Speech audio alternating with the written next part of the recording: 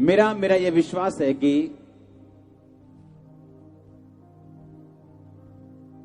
जैसे मैथ कौन कौन पढ़ता है, मैथ या पढ़ चुका है, मैथमेटिक्स, अगर उसका फार्मूला समझ में आ जाए तो कोई भी आपका क्वेश्चन हो, आपको अगर फार्मूला आता है तो आप हल करते हो, हाँ या ना। प्रभु यीशु मसीह ने कहा बाइबल में कि वो उन लोगों को उनकी समझ के अनुसार वचन सिखाता था और बिना एग्जाम्पल दिए उन्हें कुछ भी समझाता नहीं था। मैंने कहा अगर आपको मैथमेटिक्स आपने पढ़ा हो स्कूलों में, हाँ, तो फॉर्मूलाज होते थे, a² - b², हाँ। अगर वो फॉर्मूला जिसको आता था तो कोई भी अक्षर लिख दो उसको मालूम था आंसर, क्योंकि उसको फॉर्मूला आता था। कितने समझ रहे हैं? तो आपको ध्यान से समझना है, जिस तरह शारीरिक फार्मूले हैं मैथमेटिक्स के, साइंस के, फिजिक्स के, उसी तरह से स्पिरिचुअल फार्मूलाज भी हैं।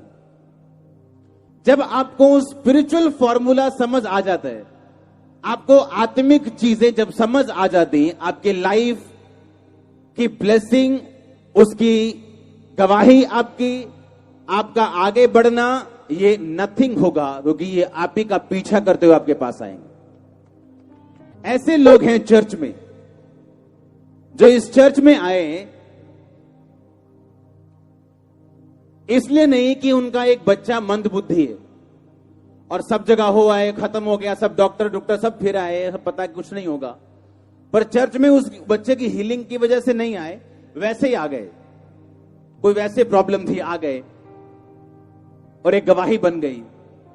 अब वो गवाही बन गई, अब उनको मालूम हुआ कि पहली गवाही आखिरी नहीं। बाइबल कहती परमेश्वर का राज्य किसके समान है? एक छोटे किसके समान?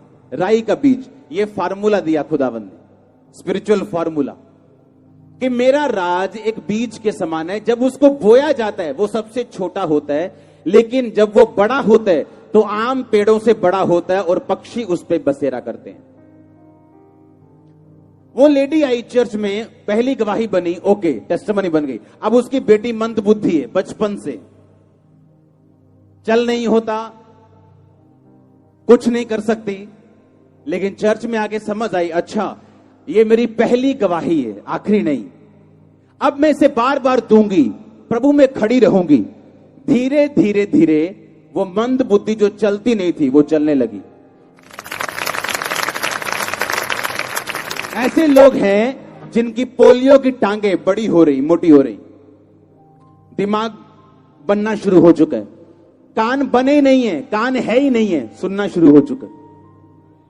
पर ध्यान से समझना, हर चीज का कोई रीजन है। आमीन। आप फर्स्ट टेस्टिमनी देके जा रहे हो। कोई बच्चा मंदबुद्धि है, कोई टांगों नहीं है, किसी के पांव नहीं है, किसी के हाथ नहीं है, ये फर्स्ट टेस्टिमनी। अगर वो आत्मिक चीजों को समझ जाए, क्योंकि जब वो औरत ने गवाही दी यहां पे खड़े होके कि मेरी बेटी बचपन से मंदबुद्धि थी, और वो मंदबुद्धि बच्चा इतना अलर्ट हो गया, उसको रोने का समझ आई, रोने लगा पुलपट पे आके कि मैं चल रहा हूं, उसको खुद को हैरानी, कैसे मैं चल रहा हूं। तो अगर आज स्पिरिचुअल फॉर्मूला समझ आ गया तो आप अपनी जिंदगी के सारे सवाल हल कर लोगे, ये मेरे को पता है। प्रॉब्लम कितनी भी ज्यादा जिद्दी क्यों ना हो, कोई ताला बिना चाबी के बनाया नहीं जाता। अगर ताला बना है, अगर लॉक बना है, उसकी चाबी बनी है। ऐसी कोई सिचुएशन नहीं है खुदाबंद के घर से जिसका सॉल्यूशन परमेश्वर ने बनाया नहीं। उसे फाइंड करने के लिए आपको वर्ड ऑफ गॉड में जाना पड़ेगा। अब उस सॉल्यूशन, क्योंकि आपकी प्रॉब्लम बड़ी है, अब उस औरत की प्रॉब्लम बड़ी है कि ऐसा केस है जो हल ही नहीं हो सकता, और कितनी देर तक वो चर्च में आती रही लेकिन वो हील नहीं हुई, लेकिन एक दिन वो हील हुई। हालेलुया। और ऐसा पॉसिबल तब है अगर आप अपना फोकस परमेश्वर के वचन पे ही लगा के रखेंगे और अपने आप को डिस्ट्रैक्शन से, अपने आप को अलग अलग तरह की चीजों से जो आपको आकर्षित करें और खुदा की ओर से आपको दूर करें, अगर आप उनसे दूर रहेंगे तो। क्योंकि एक बड़ा रिजल्ट लेने के लिए, चाहे वो शारीरिक में हो, बिजनेस में हो, एग्जाम में हो या आत्मिक जीवन में हो, आपको फोकस के साथ उसके पीछे लगे रहना पड़ता है। आपको समझ आ रही है वचन?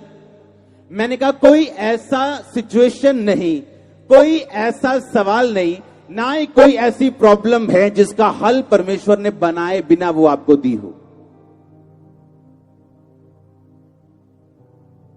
हालेलुया। लेकिन मैं उस तक पहुंचूं कैसे?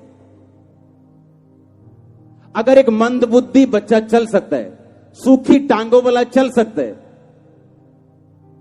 क्योंकि उसको अपनी गवाही का इस्तेमाल करना आ गया, उसको परमेश्वर में चलना आ गया, तो ये आपके लिए काफी है। वो लेडी बोलती है 18.5 साल बाद मेरी सूखी हुई गर्भ को खुदावंद ने हरा कर दिया।